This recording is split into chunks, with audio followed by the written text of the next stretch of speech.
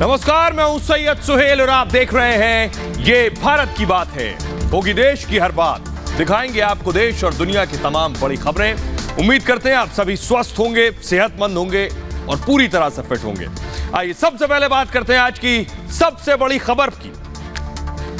सबसे पहले आज हम आपको दिखाएंगे आजम खान पर योगी आदित्यनाथ का फिर से हथौड़ा भी चल गया आज और बुलडोजर भी चल गया। कैसे? आज एक टीम पहुंची, आजम खान ने दीवारों के अंदर किताबें चुनवा दी थी, चोरी की किताबें चुनवा दी थी। जैसे मुगल काल में हुआ करता था, आपने सुना होगा, दीवारों के पीछे चुनवा दिया गया। ठीक उसी तरह से बहुत महंगी किताबें जो चोरी की थी उसे आजम खान ने चुनवा दिया था। योगी का हथौड़ा आज उन दीवारों पर चला और ऐसा चला हथौड़ा कि दीवार फूट गई और चोरी की किताबें सामने आ गई।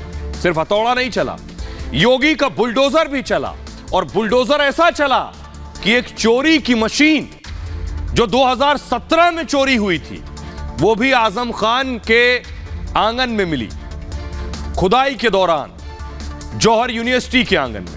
ये दोनों बड़ी खबरें आपको बताएंगे। इसके अलावा अगली बड़ी खबर होगी, उत्तर प्रदेश में विधानसभा सत्र चल रहा है और विधानसभा सत्र में समाजवादी पार्टी अब तक हंगामा कर रही है। आज योगी आदित्यनाथ बनाम अखिलेश यादव हुआ, दोनों एक दूसरे के आमने सामने थे। अखिलेश ने क्या वार किया योगी पर और योगी ने उसका और उस पर कैसे पलटवार किया, यह आपको बताएंगे। अगली बड़ी खबर होगी, कांग्रेस के अध्यक्ष का चुनाव जल्दी होने वाला है और दो उम्मीदवार सामने आ चुके हैं, अशोक गहलोत और शशि थरूर।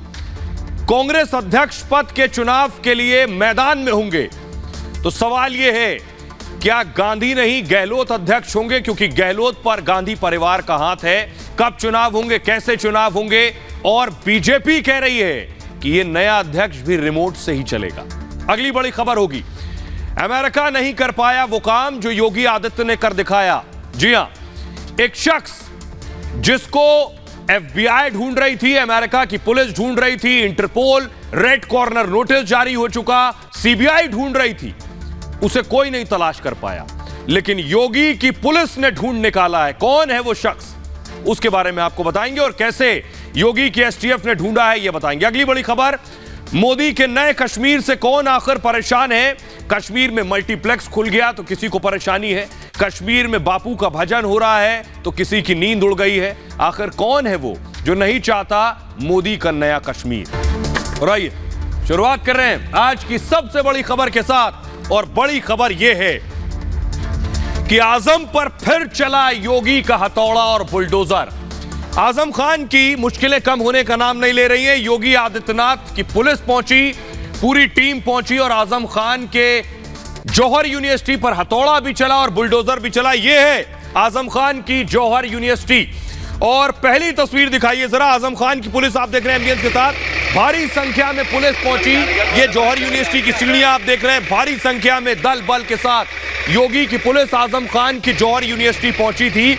और तस्वीर में आपको दिखाऊंगा, दीवारों पर बुलडोजर चला, ये देखिए जरा, दीवारों पर बुलडोजर चला है, दीवारें खोदी गई हैं आजम की यूनिवर्सिटी में। फुल स्क्रीन लीजिए जरा, फुल स्क्रीन लीजिए, एम्बियंस बढ़ाइए इसका, सुनिए जरा।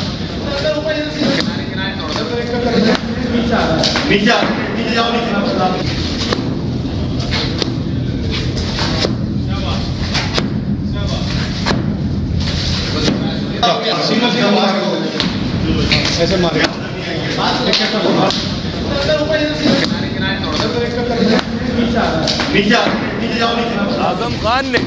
आजम खान ने दीवारों में जो चुनवाया है, योगी आदित्यनाथ दीवार फुड़वाकर उसे निकलवा रहे हैं। इन दीवारों के अंदर बहुत कुछ है, क्या खजाना है ये आपको बताऊंगा।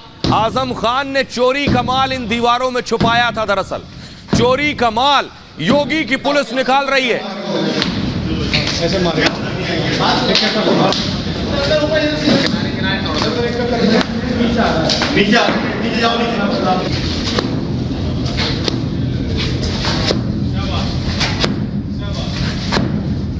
आइए ये जो दीवारें फोड़ी गई तो अंदर से क्या निकला ये देखिए, ये तोड़ के निकाला ये है चोरी की किताबें। फुल स्क्रीन लीजिए जरा।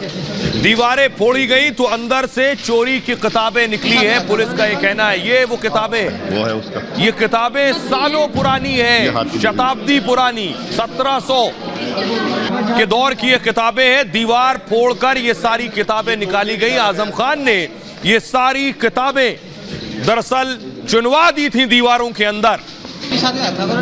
तो ये जो किताबें निकली, आजम खान खुद कहते हैं वो भैंस चोर हैं, बकरी चोर हैं और अब किताब चोर भी हो गए।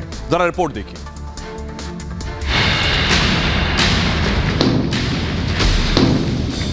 मैं मुर्गी डकैत हूँ, चोर नहीं। और ये डकैती मैंने डलवाई है कि जाओ मुर्गी का डाका मार लाओ। बकरी की डकैती, भैंस की डकैती, किताब की डकैती, फर्नीचर की डकैती। हम तीनों ने मिनिस्टर होते हुए एक शराब की दुकान लूटी और उसमें 16,000 बोतलें भी लूटी शराब की और 16,900 रुपया गल्ले से लूटा। बकरी से भैंस चोरी तक और बिजली से किताब चोरी तक, आजम खान के ये गुनाह उनका पीछा नहीं छोड़ रहे। बेशक आजम खान राज को गड्ढे में दफन कर चुके हो या दीवारों में चुनवा दिया हो,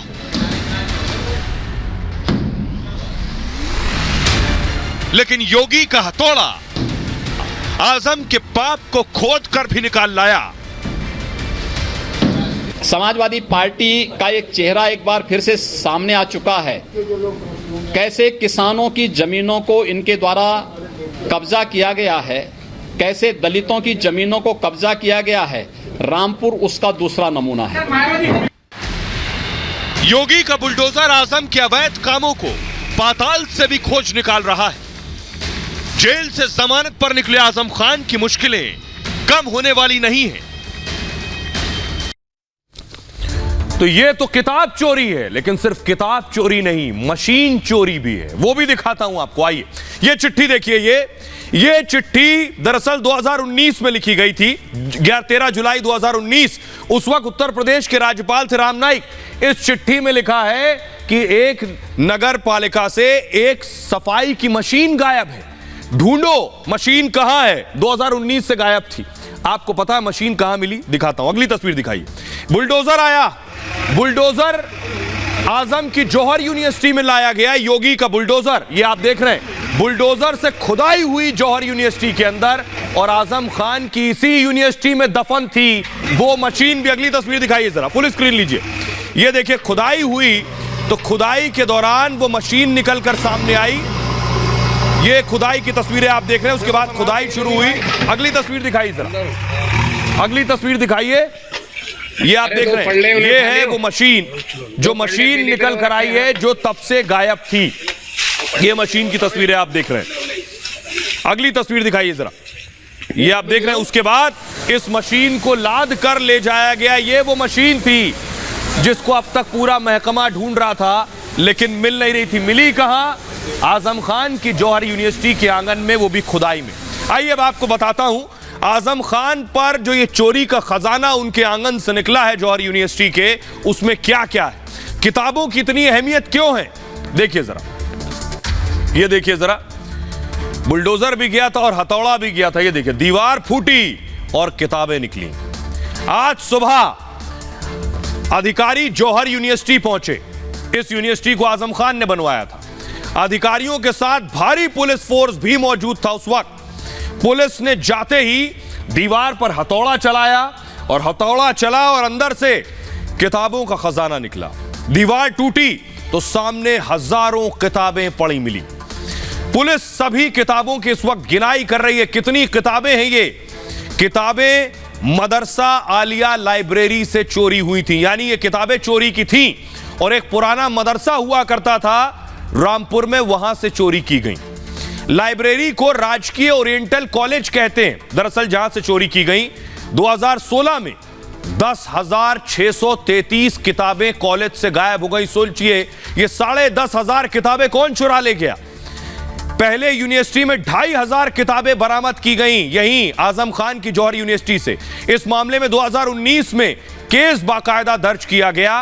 तत्कालीन गवर्नर राम नाईक ने बाकायदा पत्र लिखा, जो मैंने आपको दिखाया। उन्होंने कहा चोरी के मामले में कार्रवाई की मांग की गई थी। साथ ही साथ कल भी पुलिस आजम की यूनिवर्सिटी पहुंची थी। यूनिवर्सिटी को पुलिस ने बुलडोजर से खुदवाया है, जिसके बाद ये चीजें निकल कर आई। इस खुदाई में चोरी की मशीन भी बरामद हुई, जो मैंने आपको दिखाई। ये सभी मशीनें रामपुर नगर पालिका की थीं और सफाई के काम के लिए मशीनें खरीदी गई थीं। वो मशीन निकली। सत्ता की हनक में पालिका की मशीनों पर कब्जा किया गया। 2017 में योगी सरकार में मशीनों की खोज दरअसल शुरू हुई थी और जांच के डर से मशीनों को काट कर दबवा दिया गया था। पुलिस ने चोरी की मशीनें, किताबें बरामद कर ली हैं। आइए अब आपको सुनवाता हूं, सुनिए जरा एएसपी रामपुर संसार सिंह क्या कह रहे हैं।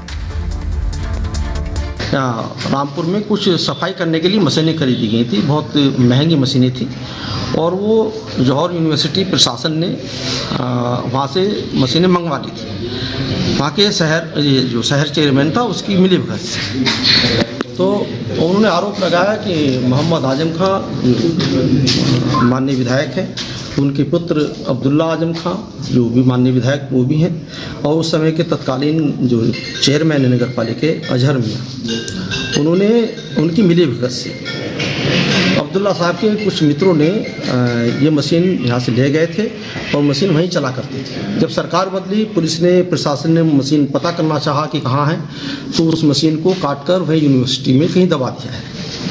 तो जब इसमें मुकदमा लिखा गया कोतवाली में और इसके बारे में फिर पूछताछ की गई जो गिरफ्तार अभियुक्त थे सालिम और अनवार, तो उन्होंने बताया कि हाँ हम बता सकते हैं चलकर जौहर यूनिवर्सिटी में ही ये दबी हुई है मशीन। तो कल वो मशीन हम लोगों ने खोद ली।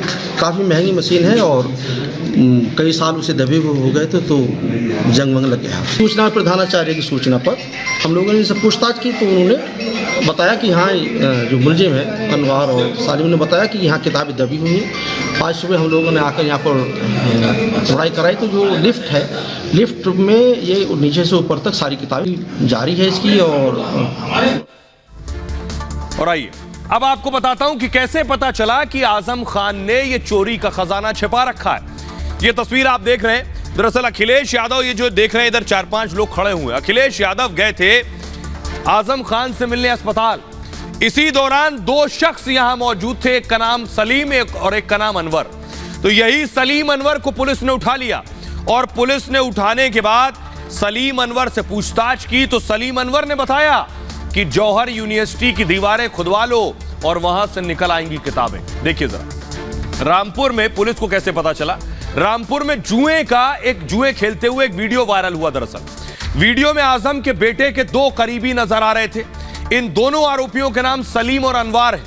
रामपुर पुलिस ने इस मामले में एफआईआर दर्ज की।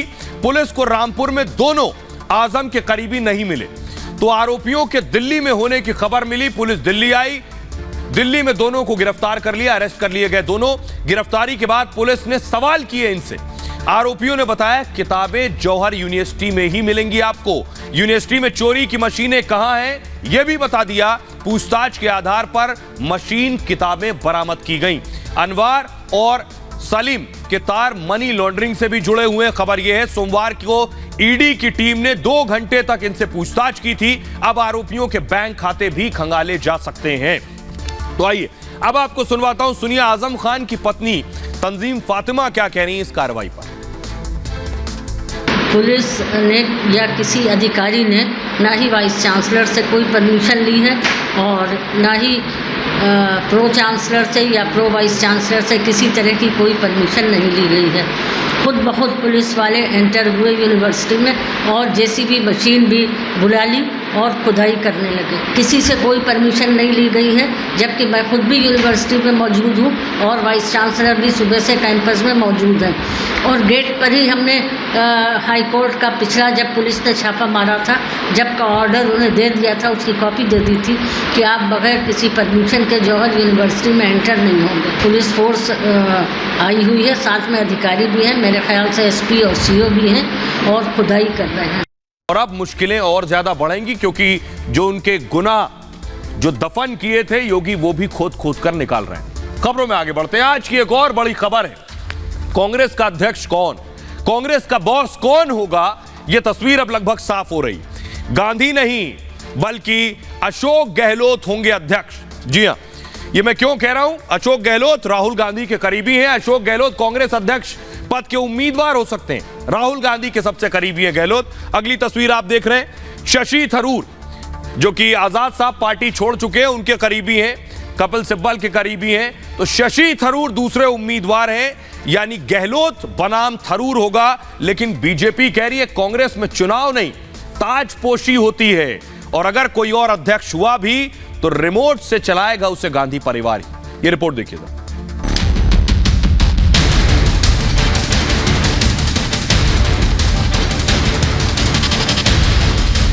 कांग्रेस पर आरोप लगते रहे हैं कि कांग्रेस पार्टी नहीं बल्कि प्राइवेट फर्म है, कांग्रेस में चुनाव नहीं ताजपोशी होती है। सवाल है कि क्या इस बार भी ऐसा ही होने वाला है?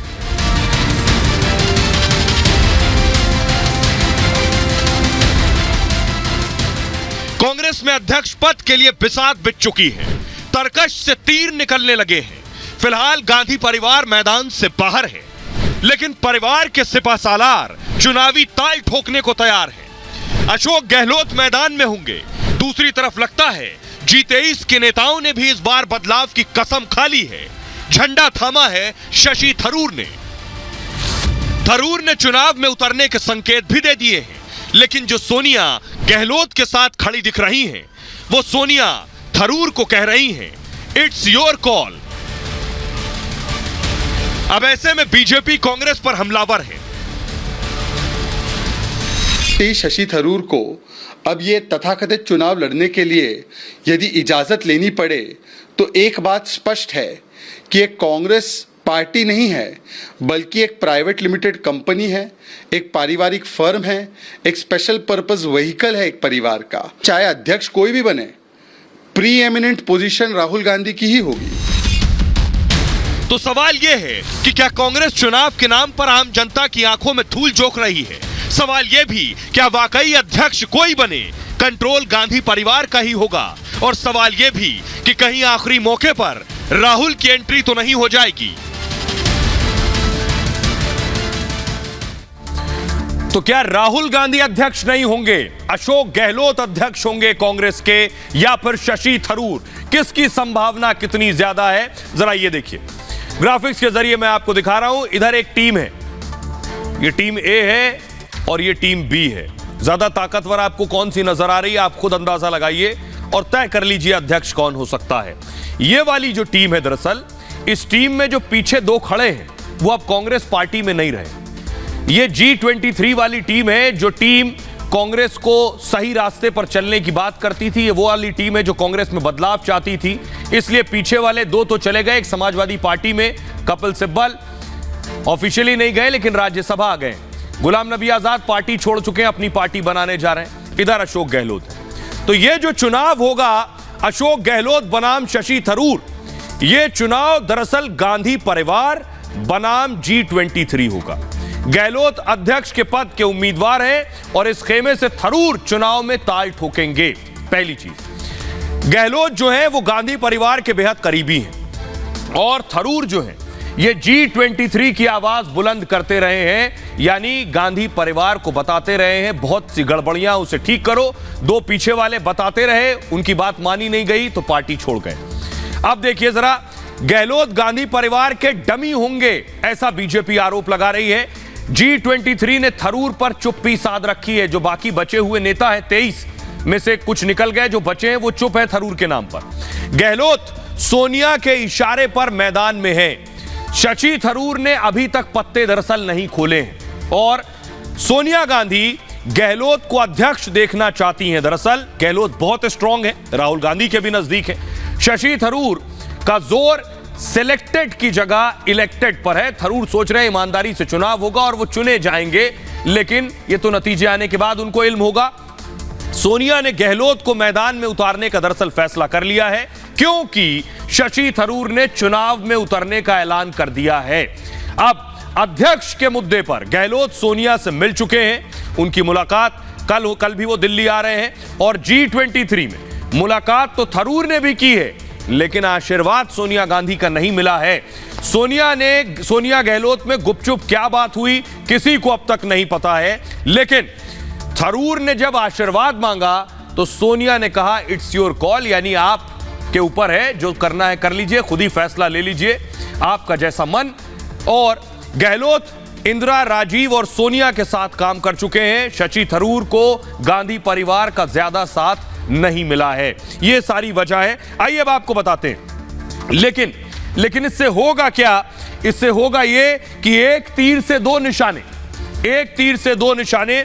लेकिन उस बीच में आपको बताऊं, शशि थरूर जो है सोनिया गांधी से मिलने पहुंचे थे। खबर यह है कि कल शशि थरूर सोनिया गांधी से मिले हैं। और दूसरी तस्वीर दिखाइए जरा, ये आप देख रहे हैं अशोक गहलोत केरला जा चुके हैं, राहुल की जोड़ो यात्रा पर उनसे मुलाकात कर चुके हैं।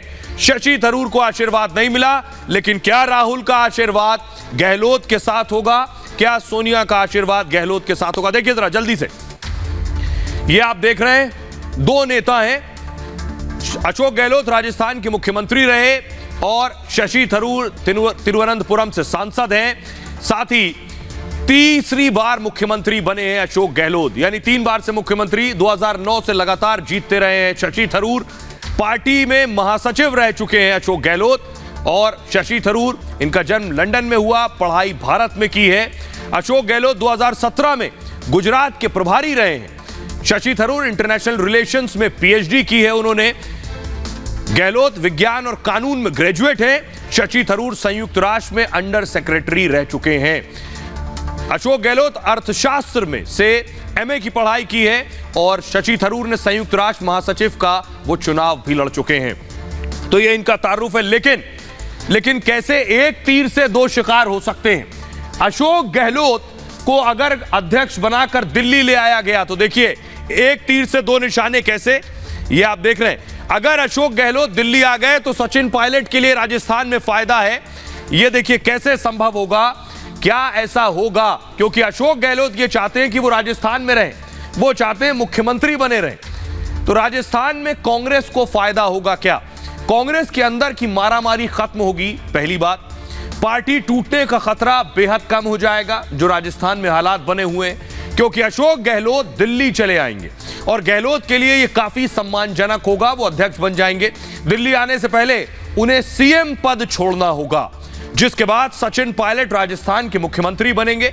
उनके सीएम बनने से उनकी नाराजगी कम होगी और कांग्रेस को भी एक युवा मुख्यमंत्री मिल जाएगा और इस तरह युवा सीएम होगा और बुजुर्ग प्रेसिडेंट होगा, क्योंकि अशोक गहलोत 70 की उम्र पार कर चुके हैं। अब ये कोशिश हो सकती है कांग्रेस की। आइए अब मैं आपको दिखाता हूं, लेकिन इस बीच राहुल गांधी ने जो किया वो आपको दिखाने जा रहा हूं। राहुल गांधी ने और सस्पेंस बढ़ा दिया है। राहुल गांधी दरअसल ये देख रहे हैं दौरे पर है भारत जोड़ो यात्रा, बोट रेस में आज राहुल गांधी शामिल हुए। ये वो तस्वीरें मैं आपको दिखा रहा हूं, हाथ में पतवार है और इस तस्वीर के साथ राहुल गांधी ने फेसबुक पर एक पोस्ट किया। अगली तस्वीर दिखाई, ये राहुल गांधी का पोस्ट है, जरा नजदीक से दिखाइए। पोस्ट में लिखा है, जब नाव बीच मझधार में फंस जाए तब पतवार अपने हाथ में लेनी पड़ती है। अब वो राहुल इस पतवार की बात कर रहे हैं या पार्टी की पतवार की बात कर रहे हैं, इस पर सस्पेंस है। न रुकेंगे न झुकेंगे, भारत जोड़ेंगे। तो कौन सी पतवार राहुल ने ली है, आइए आपको बताता हूं कि राहुल ने यह बात कहकर और ज्यादा कंफ्यूजन बढ़ा दिया है कि राहुल बीच में खुद की एंट्री तो नहीं हो जाएगी राहुल गांधी। देखिए जरा, ये आप देख रहे हैं, क्योंकि राहुल ने सस्पेंस इसलिए क्योंकि राहुल ने अब तक तो चुप्पी साध रखी है। पहली बात, अध्यक्ष पद के लिए मना किया है राहुल गांधी ने कि वो अध्यक्ष नहीं बनेंगे, ना राहुल ने इसके लिए हामी भरी है कि वो अध्यक्ष बनेंगे। राहुल बार बार द्विअर्थी संदेश देने की कोशिश कर रहे हैं। उनका फेसबुक मैसेज यही संकेत देता है। तो जिसमें वो बीच मझधार की बात कर रहे हैं, तो क्या पार्टी बीच मझधार में, क्योंकि बड़े बड़े नेता पार्टी छोड़कर चले गए पिछले दिनों, कह रहे हैं कि ऐसे में पतवार खुद ही पकड़नी पड़ती है। कई राज्य के जो कांग्रेस पार्टियां हैं वो उन्हें चाहती हैं अध्यक्ष बन जाए राज्य कांग्रेस, उसमें महाराष्ट्र, गुजरात, राजस्थान शामिल है। साथ ही साथ बिहार, छत्तीसगढ़, तमिलनाडु भी यही चाहता है कि राहुल गांधी अध्यक्ष बने। इन राज्यों में प्रदेश की कमेटी ने प्रस्ताव बाकायदा पास किया हुआ है। राहुल इन राज्यों के प्रस्ताव पर भी चुप्पी साध रखा है उन्होंने अब तक, ना इसके समर्थन में बोल रहे हैं ना इसके लिए मना कर रहे हैं राहुल गांधी। आइए, तो सवाल यह है तो आखिर कहीं राहुल गांधी बीच में एंट्री तो नहीं कर जाएंगे? सुनिए जरा क्या कुछ कह रही है बीजेपी और कांग्रेस क्या कह रही है। राहुल गांधी जिसने कांग्रेस पार्टी को 40 से अधिक चुनाव हराए हैं, उसकी वापसी के लिए बार बार प्रस्ताव पारित किया जा रहा है। ये दिखाता है कि कांग्रेस में जो हो रहे चुनाव है वो फ्री एंड फेयर नहीं, फेक एंड फैब्रिकेटेड है। और इसके बारे में तो खुद कांग्रेस के लोगों ने ही, कई सारे लोगों ने ही, मनीष तिवारी से लेकर आनंद शर्मा ने ही बात रखी है। आज बंगाल में भी सारे निर्वाचित पीसीसी डेलीगेट्स सर्वसम्मति से राहुल गांधी जी को फिर से कांग्रेस पार्टी की प्रेसिडेंट बनने के लिए प्रस्ताव पारित किए हैं, हर्ष उल्लास के साथ और सर्वसम्मति से। तो अंतर्गत शशि थरूर को अगर चुनाव लड़ना है तो गांधी परिवार से ठप्पा लगवाना ही पड़ेगा। ये बात होता है कि तय वही होगा जो गांधी परिवार करेगा, परंतु उसके अलावा वो ये भी बताएं कि 6 प्रदेशों ने शायद कांग्रेस में राहुल गांधी को अध्यक्ष बनाने के लिए प्रस्ताव दिया है। तो असल में क्या है कि एक पूरा थिएटर हो रहा है कांग्रेस के अंदर, लोकतंत्र के नाम पर मजाक हो रहा है। तो बीजेपी कह रही है कि लोकतंत्र के नाम पर मजाक हो रहा है। आइए अब आपको बताते हैं कि कांग्रेस का चुनाव होता कैसे है। बीजेपी कह रही है चुनाव के नाम पर दरअसल सिर्फ मस्खरी और मजाक हो रहा है, जीतेगा वही जिस पर गांधी परिवार की मोहर होगी। तो ये देखिए चुनाव का तरीका। 17 अक्टूबर को मतदान होना है, दरअसल 19 अक्टूबर को 2 दिन बाद अध्यक्ष पद का ऐलान हो जाएगा। 24 से 30 सितंबर तक नामांकन हो सकेगा। गहलोत दिल्ली आ रहे, हो सकता है नामांकन करना हो। अध्यक्ष पद के 2 उम्मीदवार होंगे तभी चुनाव होगा। कांग्रेस के 9100 डेलीगेट्स चुनाव में मतदान करते हैं। 9100 जो डेलीगेट्स हैं यही मतदान करते हैं। कांग्रेस के डेलीगेट्स राज्यों से चुने हुए प्रतिनिधि दरअसल होते हैं और कांग्रेस में केवल 2 बार हुआ है अध्यक्ष का चुनाव। ऑफिशियली 1996 में सीताराम केसरी को अध्यक्ष चुना गया था और इसको थोड़ा फास्ट मूव कीजिए। केसरी ने पवार और राजेश पायलट को उस दौर में हराया था। दरअसल कांग्रेस में दूसरी बार 2001 में चुनाव कराए गए थे, तब सोनिया गांधी ने जितेंद्र प्रसाद को हराया था। तब से पार्टी पर लगातार गांधी परिवार का कब्जा रहा है। पहले सोनिया गांधी कांग्रेस पार्टी की अध्यक्ष थी और 2019 चुनाव के समय राहुल पार्टी के अध्यक्ष थे। चुनाव में हार के बाद राहुल ने इस्तीफा दे दिया था, तब से सोनिया कार्यकारी अध्यक्ष पद पर काबिज हैं। तो ये कांग्रेस पार्टी के चुनाव की बात हो गई है। खबरों में आगे बढ़ते हैं और अब आपको लिए चलते हैं उत्तर प्रदेश, जहां योगी आदित्यनाथ बनाम अखिलेश की जंग हुई आज। पहली तस्वीर हम आपको दिखाने जा रहे हैं सदन में। अखिलेश बनाम योगी आदित्यनाथ कैसे हुआ? योगी आदित्यनाथ, दरअसल विधानसभा का सत्र शुरू हो गया उत्तर प्रदेश में। योगी आदित्यनाथ आज बोले और जमकर अखिलेश यादव पर बरसे। अगली तस्वीर दिखाइए। अखिलेश यादव भी सदन में मौजूद थे, अखिलेश ने भी भाषण दिया। अगली तस्वीर दिखाइए। लेकिन समाजवादी पार्टी प्रोटेस्ट कर रही थी। समाजवादी पार्टी ने हंगामा किया, फुल स्क्रीन लीजिए, सदन के अंदर भी और सदन के बाहर भी, ये आप देख रहे हैं, और वॉकआउट भी किया समाजवादी पार्टी ने। ये वो तस्वीरें मैं आपको दिखा रहा हूं। प्रोटेस्ट किया समाजवादी पार्टी ने और उसके बाद वॉकआउट किया। आइए अब आपको बताते हैं कैसे अखिलेश बनाम योगी आदित्यनाथ हुआ। कैसे अखिलेश बनाम योगी आदित्यनाथ हुआ विधानसभा के अंदर। अखिलेश ने जो सवाल किए, योगी ने उनका कैसे जवाब दिया। अखिलेश ने कहा कि उत्तर प्रदेश में स्वास्थ्य व्यवस्था चरमरा गई है, किसी का इलाज नहीं हो रहा है। तो देखिए योगी ने क्या जवाब दिया। अखिलेश ने कहा जिला अस्पताल में इलाज नहीं हो रहा है। योगी ने कहा आपकी सरकार से सुविधाएं बेहतर हैं हमारे राज्य में। अखिलेश ने कहा स्वास्थ्य केंद्रों की हालत खराब है। योगी ने कहा अखिलेश सरकार में स्वास्थ्य केंद्र बंद हो गए थे। अखिलेश ने कहा एम्बुलेंस की सुविधा के लिए घूस देनी पड़ती है। योगी ने कहा एम्बुलेंस की संख्या बढ़ी है और रिस्पॉन्स टाइम भी कम हुआ, यानी और जल्दी एम्बुलेंस जा रही है कम टाइम में। अखिलेश ने कहा अस्पताल में मशीनें बंद पड़ी हैं। योगी ने कहा सभी अस्पतालों में मशीनें अपग्रेड हो गई। अखिलेश ने कहा गरीबों को सही इलाज नहीं मिल रहा है। योगी का जवाब था सभी के इलाज की पूरी व्यवस्था है। अखिलेश ने वार किया सरकारी अस्पतालों को प्राइवेट हाथों में देने की साजिश हो रही है। योगी का पलटवार था सभी 75 जिलों में मेडिकल कॉलेज बनाने की हम तैयारी कर रहे हैं। स्वास्थ्य व्यवस्था पूरी तरह से ठप है। अखिलेश ने हमला किया, योगी ने जवाब दिया जो अखिलेश नहीं कर पाए वो हम कर रहे हैं। कोरोना काल में सही इलाज नहीं मिला, योगी ने कहा कोरोना पर काबू पाया, अखिलेश कोरोना काल में गायब थे। आइए अब आपको सुनवाता हूं, सुनिए जरा दोनों में कैसे वार पलटवार हुआ। जो आपके जिला अस्पताल है वहाँ इलाज नहीं है, पीएससी सीएससी की हालत बहुत ख़राब है। आए दिन हमें देखने को मिलता है कि एम्बुलेंस समय पर नहीं पहुँची, और अगर एम्बुलेंस पहुँच भी गई तो हो सकता है कि एम्बुलेंस में बैठाने के लिए उतारने के लिए पैसा वसूला जाए। जो अस्पतालों से सूचनाएं आ रही हैं, दवाई नहीं है, मशीनें नहीं चल रही हैं, लाइट नहीं है, तो एक्सरे की जो कॉपी मिलनी चाहिए मरीज को वो नहीं दे पा रहे हैं। 2017 में, उससे 5 वर्ष पहले तो समाजवादी पार्टी की सरकार 2012 से 2017 तक थी। प्रदेश के सभी प्राथमिक स्वास्थ्य केंद्र बंद कर दिए गए थे, कोई डॉक्टर नहीं था, कोई डॉक्टर नहीं था। ज्यादातर सीएससी बंद के कगार पर थे। सुनिए नहीं, और यही नहीं, जनपद और जिला चिकित्सालयों की स्थिति भी कितनी दयनीय थी, जर्जर स्थिति थी। और आज मैं कह सकता हूं 108 एम्बुलेंस के रिस्पांस टाइम को इस सरकार ने और अच्छा करने का प्रयास किया है, उसमें सुधार हुआ है। पूरी तरीके से स्वास्थ्य सेवाएं इस सरकार में ठप हैं, आए दिन आप देख सकते हो। और मुझे तो कभी कभी ये लगता है कि सरकार जानबूझ करके ये सरकारी अस्पतालों को बंद करना चाहती है, प्राइवेट हाथों में देना चाहती है।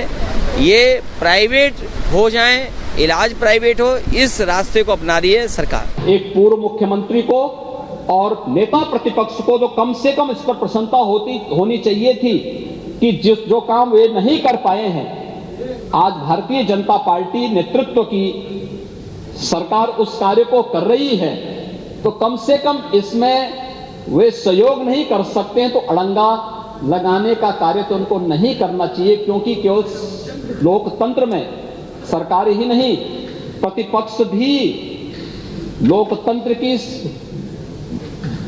व्यवस्था का एक पहिया है। कोरोना महामारी के दौरान पता नहीं नेता प्रतिपक्ष कहां गए थे, मुझे तो लगता है किसी ने, हम लोगों ने तो कभी नहीं देखा उनको बाहर निकलते हुए। 3-4 चरणों में दुर्भाग्य से इंसेफ्लाइटिस आई थी, और उन 4 चरणों में हमें तो आशंका थी कि ऐसा ना हो कि कोरोना कालखंड में 5वें चरण की वो आ जाए तो फिर इनका क्या हाल होगा। आइए, तो अखिलेश यादव को योगी आदित्यनाथ ने जवाब दिया। आइए एक और बड़ी खबर है, खबर यह है कि जो अमेरिका नहीं कर पाया वो योगी आदित्यनाथ ने कैसे कर दिखाया। सोचिए जरा, अमेरिका के बस का नहीं हुआ, वो योगी ने कर दिखाया। ये जो शख्स आप देख रहे हैं, इस शख्स को अमेरिका तलाश रहा था, इस शख्स को कोई नहीं पकड़ पाया, योगी ने पकड़ा। अगली तस्वीर दिखाइए। इसको FBI ढूंढ रही थी, नहीं मिला। अगली पिक्चर दिखाइए। इसको बाकायदा अमेरिका की पुलिस तलाश रही थी, शख्स को। एक और तस्वीर दिखाइए। इंटरपोल तलाश रहा था, नहीं मिला, लेकिन योगी ने ढूंढा। कैसे ढूंढा योगी ने, जरा रिपोर्ट देखिए।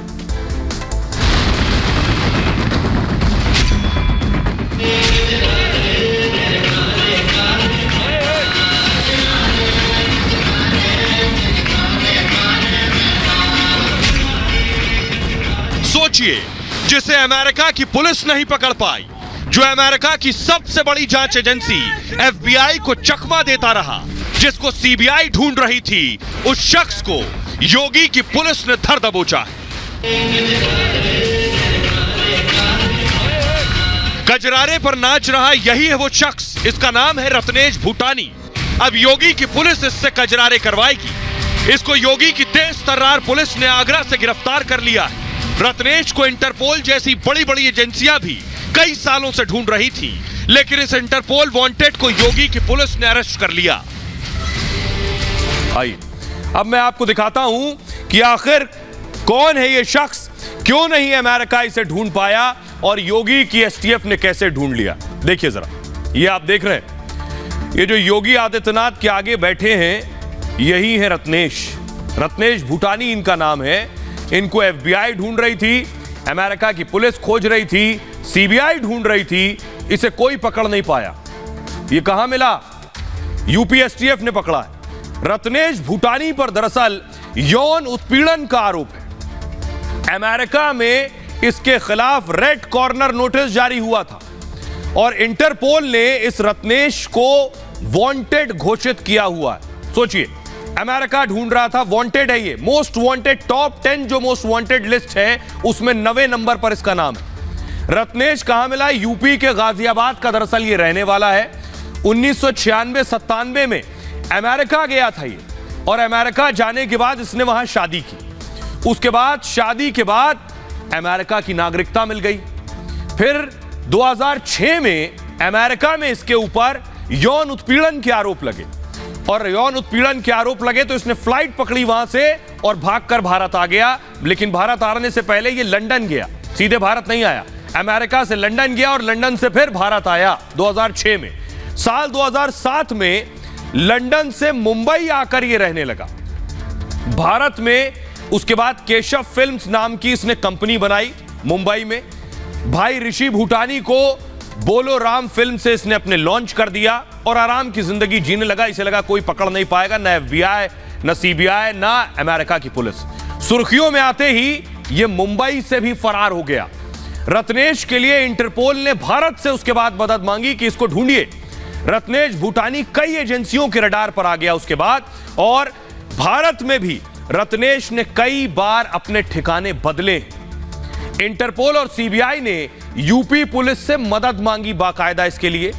यूपी के DGP ने STF को यह टास्क सौंपा कि आप इस शख्स को ढूंढिए, और जानकारी मिली कि रत्नेश मेरठ में दरअसल होटल चला रहा, मुंबई से भाग कर आया, मेरठ में ऐश की जिंदगी जी रहा था ये। 16 सितंबर को उत्तर प्रदेश STF ने आगरा में इसे गिरफ्तार कर लिया और CBI को सूचित कर पटियाला हाउस कोर्ट में उसके बाद इसकी पेशी की गई। यह है इसकी कारस्तानी, ऐसे ढूंढा योगी की पुलिस ने। अब जरा सुनिए, ASP STF है मेरठ के ब्रजेश सिंह, वो बता रहे हैं, सुनिए। रत्नेश भूटानी, गोल्डी रत्नेश भूटानी, पिता का नाम क्या है? श्री हरप्रसाद भूटानी। अच्छा, कहाँ रहते हो? मैं मोदी नगर, भूटानी बिल्डिंग, गोविंदपुरी, मोदी नगर, गाजियाबाद। क्या काम करते हो? मेरा यहाँ रिजॉर्ट है, मेरा जो है मम्मी का रिजॉर्ट है, लेकिन मेरा समझो, और मेरा कॉलेज है मोदी नगर में। कौन सा? और बॉम्बे में प्रोडक्शन हाउस है, अच्छा। IAS cultural institute for advance studies college. अच्छा, यहाँ पे क्या है? यहाँ कंकरखेड़ा में? कंकरखेड़ा में वो रिजॉर्ट है। कौन सा? अमानतास के नाम से। अच्छा, ये आप आरोपी को सुन रहे थे।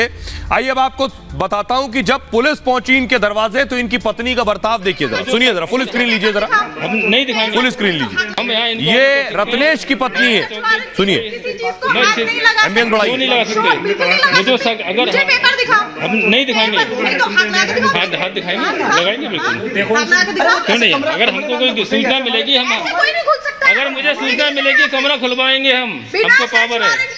बिना नहीं है, CRPC पढ़ लीजिए, पढ़ लीजिए। हाँ, अगर संदिग्ध व्यक्ति है, संदिग्ध व्यक्ति, अगर संदिग्ध व्यक्ति, हाँ कर सकते हैं, करिए, और हम भी कर सकते हैं, हम भी बताएंगे आपको।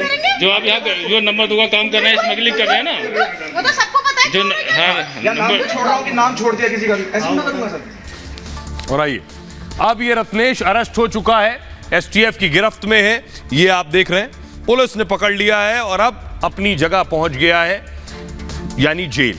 आइए खबरों में आगे बढ़ते हैं। आज की एक और अगली बड़ी खबर है जो आ रही है कश्मीर से। हल्ला और हंगामा हो रहा है। दरअसल कश्मीर में एक वो चीज हुई जो दशकों से नहीं थी। जी हां, मोदी के नए कश्मीर से बहुत से लोग दरअसल परेशान हैं। कश्मीर 370 हटने के बाद से बदल रहा है, उसके वो चीजें अच्छी नहीं लग रही। तस्वीर आप देख रहे हैं, कश्मीर में नया मल्टीप्लेक्स, नया सिनेमा हॉल खुला है, और अब तक आपको जानकर ताज्जुब होगा, कश्मीर में एक भी सिनेमा हॉल नहीं था। आप शायद जो बाकी लोग भारत में रहते हैं कश्मीर के अलावा, वो कल्पना भी नहीं कर सकते हैं कोई शहर, कोई राज्य ऐसा भी हो सकता है, कोई जगह जहां मल्टीप्लेक्स ना हो हिंदुस्तान में। लेकिन कश्मीर वो जगह थी, और आज कश्मीर में पहली फिल्म भी दिखाई गई। उपराज्यपाल मनोज सिन्हा ने इस मल्टीप्लेक्स का उद्घाटन किया। ये वो तस्वीरें आप देख रहे हैं जो कल्पना से परे। तो लेकिन कश्मीर में मल्टीप्लेक्स खुल गया, बहुत से लोग परेशान हैं। देखिए जरा, अब तक कश्मीर में मल्टीप्लेक्स क्यों नहीं था, इस मल्टीप्लेक्स के बारे में आपको बताते हैं। मोदी सरकार के आने के बाद घाटी की फिजा दरअसल बदल गई पूरी तरह से। मोदी सरकार ने आर्टिकल 370 हटाया और 32 साल बाद कश्मीर में सिनेमा हॉल खुले। सोचिए जरा, रविवार को पुलवामा और शोपियां में थिएटर्स खुले। ये पुलवामा और शोपियां बहुत सेंसिटिव जगह है। इन जगहों पर मल्टीप्लेक्स खुलना ये बताता है कि कश्मीर कितना बदल गया है और कितना बदल रहा है और कितना बदलने के लिए तैयार है। पहली फिल्म यहां दिखाई गई लाल सिंह चड्ढा। आज श्रीनगर में पहला ये मल्टीप्लेक्स खुला है। श्रीनगर में भी खुला है मल्टीप्लेक्स। राज्यपाल मनोज सिन्हा ने भी यहां बैठकर फिल्म देखी है। आइनॉक्स ग्रुप ने यहां मल्टीप्लेक्स बनाया श्रीनगर में। सुबह 9 बजे से शाम 6 बजे के बीच 3 शो चलेंगे इस मल्टीप्लेक्स में। अब आपको बताता हूं, 1990 में हमले के बाद यहां सारे सिनेमा हॉल बंद कर दिए गए थे डर की वजह से। 1999 में फारूक अब्दुल्ला ने खोलने की कोशिश की, लेकिन रीगल सिनेमा के पहले शो में ही आतंकी हमला हो गया। एक शख्स की मौत हो गई और 12 लोग घायल हो गए। फिर खौफ पैदा हो गया, थिएटर्स को फिर से बंद कर दिया गया। वहां बदले माहौल में सभी जिलों में अब थिएटर खोलने का प्लान है, क्योंकि यह मोदी का प्लान है। कश्मीर में औद्योगिक गतिविधियों को बढ़ावा दिया जा रहा है। उद्योगों के लिए 28,400 करोड़ का बजट जारी किया गया है। घाटी में नए प्रोजेक्ट पर तेजी से काम हो रहा है और पत्थरबाजी की घटनाओं में 90% की कमी आई है। 38,000 करोड़ का निवेश घाटी में अब तक आया है। हर दिन लगभग 20 किलोमीटर से ज्यादा सड़कों का निर्माण हो रहा है। यह है घाटी की स्थिति। आइए अब आपको सुनाता हूं, सुनिए जरा। लेकिन उससे पहले देखिए कि कश्मीर में मल्टीप्लेक्स खुला, परेशान कौन है। देखिए जरा, जो 3 में ना 13 में जिसका कोई लेना देना ही नहीं, वो सबसे ज्यादा परेशान है। असदुद्दीन ओवैसी लिख रहे हैं मल्टीप्लेक्स खुलने के बाद, सर आपने शोपियां पुलवामा में सिनेमा हॉल तो खोले हैं, पर श्रीनगर की जामा मस्जिद हर शुक्रवार को क्यों बंद रहती है? कम से कम इसे दोपहर की मैटिनी शो के दौरान तो ना बंद रखा जाए। ये ओवैसी ने लिखा है। आप जरा सुनिए एलजी मनोज सिन्हा क्या कुछ कह रहे हैं। आज आइनॉक्स थिएटर का लोकार्पण करते हुए अभी 2 दिन पूर्व पुलवामा और शोपियां में मिशन यूथ के अंतर्गत 2 मल्टीपर्पज सिनेमा हॉल का काम पूरा हुआ। मैं 2 दिन पहले वहां गया था और ये एक लक्ष्य रखा गया है कि हर जम्मू कश्मीर के हर जिले में मिशन यूथ के अंतर्गत ये 100 सीटर सिनेमा हॉल बनाए जाएं। आइनॉक्स ग्रुप को इसके लिए मुबारकबाद देता हूं और मुझे लगता है कि यहाँ के नागरिकों को भी मैं बधाई देता हूं कि आज से वो उन चीजों को देख सकेंगे जिसकी तमन्ना बहुत दिन से पाले हुए थे। हम उम्मीद करते हैं कि 32 साल की जो वापसी हुई है, इस वापसी को पॉलिटिकली ना सही, लेकिन जिस युवा के लिए, जिस जनरेशन के लिए इस चीज़ की कमी हम देख पा रहे थे, जो कि जम्मू में थिएटर चलते रहे, कश्मीर घाटी में 32 साल से थिएटर बंद हुए, तो कहीं ना कहीं ये शुरुआत हो गई उस दौर की जिससे हम करीबन 32 साल पहले देख चुके थे। मल्टीप्लेक्स एक जरिया होता है जो एंटरटेनमेंट का होता है, जिसमें यंगस्टर्स के लिए और पूरे उसके लिए क्या नाम है, सभी लोगों के लिए ये एक अच्छा प्लेटफॉर्म होता है। तो पक्का कश्मीर में ज़रूर चेंज आएगा और धर साहब के वजह से ये एक चेंज बहुत बड़ा आने का है। ये बहुत अच्छी बात है कि इतने मूवी थिएटर खुल रहे हैं, लोगों के लिए कुछ एंटरटेनमेंट के लिए अपॉर्चुनिटीज़ हैं, ऑप्शंस हैं। थिएटर्स भी खुल जाएं और मूवीज़ और प्लेज और डिस्कशंस, और ताकि सबको एक नॉर्मल सी का माहौल। तो मोदी के कश्मीर में आखिर उनको परेशानी हो रही है जिनकी दुकानें चला करती थी, और वो नहीं चाहते हैं, उन्हें डर है कि कहीं उनकी दुकान बंद ना हो जाए, इसीलिए बापू के भजन से भी परेशानी हो रही है। सोचिए, ये जो तस्वीरें मैं आपको दिखा रहा हूं, एम्बियंस दीजिए, ये दरअसल कुलगाम का सरकारी स्कूल है जहां गांधी जयंती की तैयारी चल रही है। फुल स्क्रीन लीजिए जरा। भजन इन बच्चों को सिखाया जा रहा था।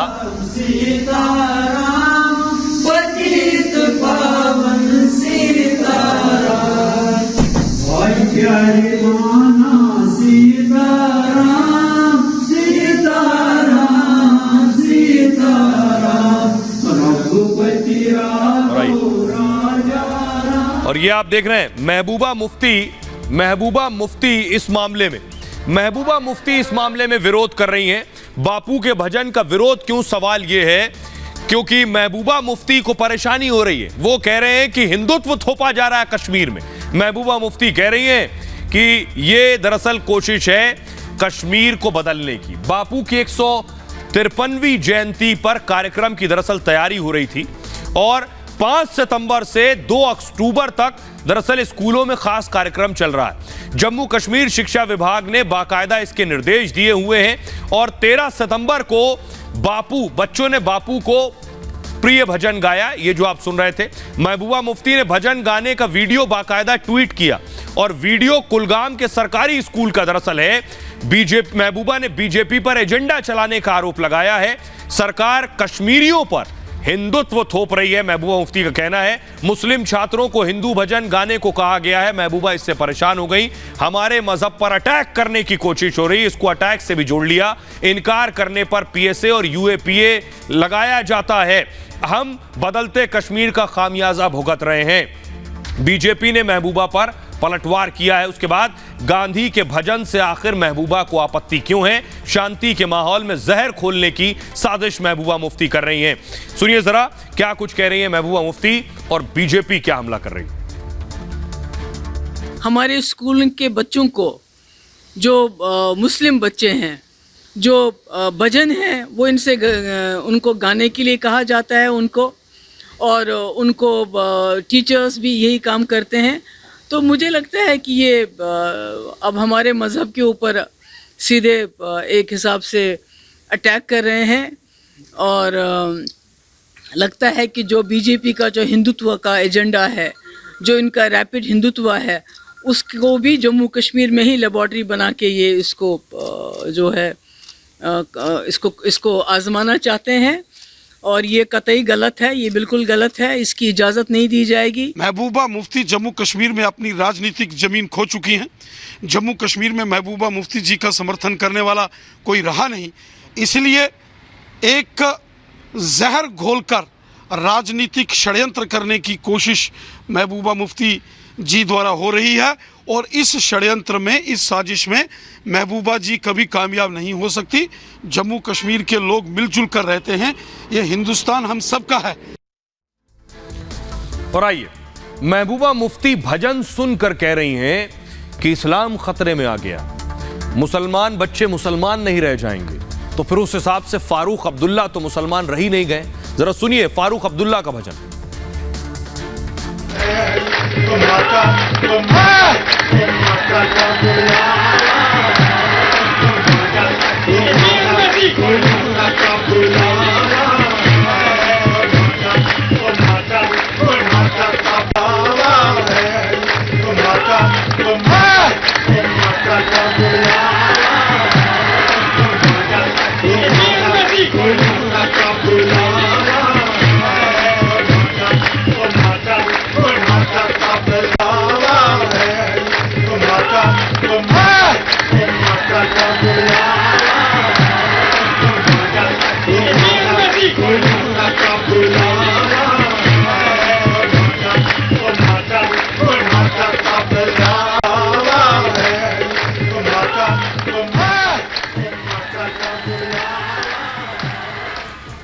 तो अगली बार महबूबा मुफ्ती जब फारूक अब्दुल्ला साहब के साथ बैठक में बैठेंगी और माता का बुलावा आया है, फारूक अब्दुल्ला गा रहे हैं, तो उनसे कहेंगी कि वो अब मुसलमान नहीं रह गए, क्योंकि वो तो माता का बुलावा का गाना गा रहे हैं, भजन गा रहे हैं। जैसे बाकी बच्चे जब भजन गा रहे हैं तो महबूबा को लग रहा है कि इस्लाम खतरे में आ जाएगा। तो फारूक अब्दुल्ला साहब से सवाल वो जरूर पूछें। बहरहाल खबरों में आगे बढ़ते हैं। आज की एक और बड़ी खबर है, ईरान में हिजाब जलाओ क्रांति। ईरान में जो स्थिति है वो लगातार खराब होती जा रही है। कई लोगों की जान चली गई है, गोलियां चलानी पड़ी है पुलिस को। ये तस्वीरें आप देख रहे हैं, महिलाएं अपना नकाब जला रही हैं। ये वो तस्वीरें, प्रोटेस्ट में महिलाएं नकाब जला रही हैं। ये वो तस्वीरें मैं आपको दिखा रहा हूं। इस कदर प्रदर्शन हो रहा है ईरान के अंदर हिजाब के खिलाफ। ये वो तस्वीरें आप देख रहे हैं। अगली तस्वीर दिखाइए जरा। ये आप देख रहे हैं, ये तस्वीरें आप देख रहे हैं। जो लोग हैं, पुरुष जो है, महिलाएं नहीं, पुरुष भी हिजाब जला रहे हैं। महिलाएं तो जला रही हैं, पुरुष भी नकाब जला रहे हैं, हिजाब जला रहे हैं। प्रदर्शन में लोगों में इतना गुस्सा, इतना आक्रोश है। ये वो तस्वीरें ईरान की मैं आपको दिखा रहा हूं। ऐसी तस्वीरें इससे पहले, ऐसा प्रोटेस्ट आज से पहले कभी नहीं आया है, किसी ने नहीं देखा है। ये वो आप देख रहे हैं। अगली तस्वीर दिखाइए जरा। महिलाएं अपने बाल काट रही हैं प्रोटेस्ट में। ये एक्टिविस्ट हैं ईरान की, इन्होंने अपने बाल काट दिए इस गुस्से में, इस प्रोटेस्ट में, इस प्रदर्शन के दौरान कि हिजाब की वजह से कैसे किसी की जान जा सकती है। पूरा कैंपेन चल रहा है। देखिए, महिलाएं अपने बाल काट रही हैं। अलग अलग तस्वीरें इस तरह की आ रही हैं और सोशल मीडिया पर उसे पोस्ट कर रही हैं कि हिजाब की वजह से एक महिला की जान ले ली गई, उसके हक में सब महिलाएं खड़ी। अगली तस्वीर दिखाइए जो आप देख रहे हैं। महिलाएं ईरान की सड़कों पर बिना हिजाब के घूम रही हैं। ईरान में हिजाब पहनना अनिवार्य है और समर्थन में, प्रोटेस्ट में महिलाएं बिना हिजाब के निकल आई हैं कि हिजाब के नाम पर किसी की जान नहीं जानी चाहिए। मोरल पुलिसिंग को किसी की जान लेने का अधिकार नहीं है। वो तस्वीर, अगली तस्वीर दिखाइए जरा। ये आप देख रहे हैं, महिलाओं ने ये प्रोटेस्ट किया जब अपने हिजाब उतार दिए थे गुस्से में, प्रदर्शन के दौरान एकजुटता दिखाने के लिए। अगली तस्वीर दिखाइए जरा। और ईरान में भी हिजाब के समर्थन में, हिजाब के खिलाफ आजादी के नारे लग रहे हैं। फुल स्क्रीन लीजिए जरा, एम्बियंस सुनाइए। ईरान में भी आजादी के नारे लग रहे हैं।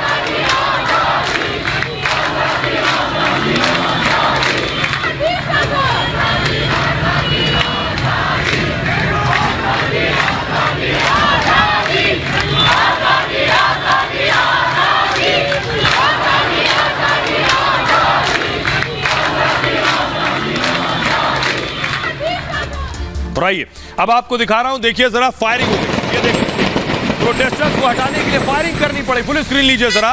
गोलियों की गड़गड़ाहट आप सुन रहे हैं और कई जानें चली गई हैं। हिजाब के नाम पर जो प्रदर्शन हो रहा है उसमें गोलियां चली हैं। सुनिए जरा, एम्बियंस बढ़ाइए।